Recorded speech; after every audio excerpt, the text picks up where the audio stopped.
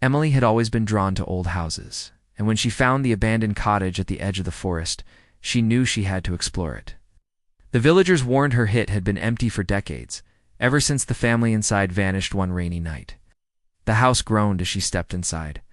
Dust covered everything and cobwebs hung like curtains.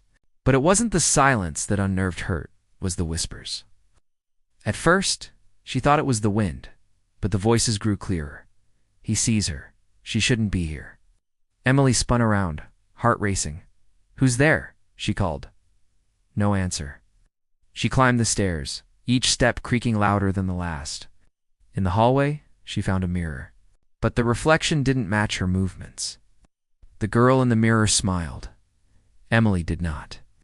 The mirror girl raised her hand, and blood began to drip from her eyes. Emily backed away, but her reflection stepped forward out of the glass. The last thing the villagers heard that night was a scream so sharp it silenced the forest. The next day the house was silent again. But now, if you pass by at dusk, you might see a girl in the window watching ... and waiting.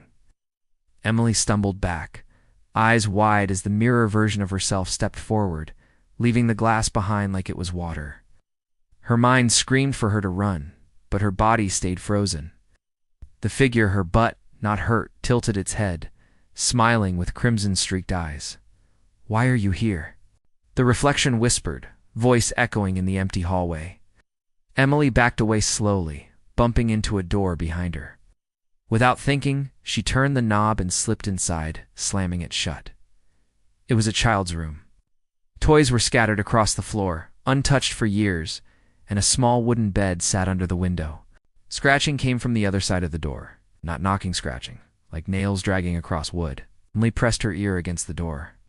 Then came the whisper. "Let me show you what happened here." Suddenly, the room grew cold. Her breath fogged in front of her, and the light dimmed. The air became heavy, pressing against her chest, like she was underwater. The walls began to change.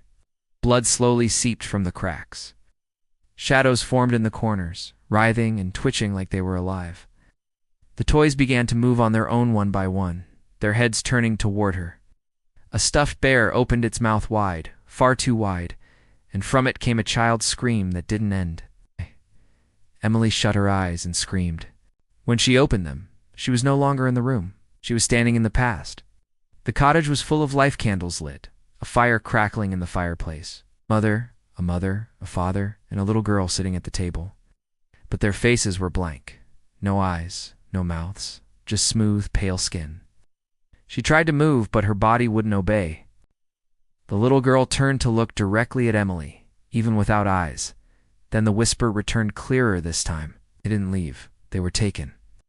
Suddenly, darkness swallowed the scene. Emily was back in the room, now darker than ever. The mirror girl stood in front of her, closer now, her face just inches away. "You saw too much," she said, reaching out with cold fingers. Emily screamed again, louder this time, but no sound came out. She tried to run, but her legs collapsed beneath her.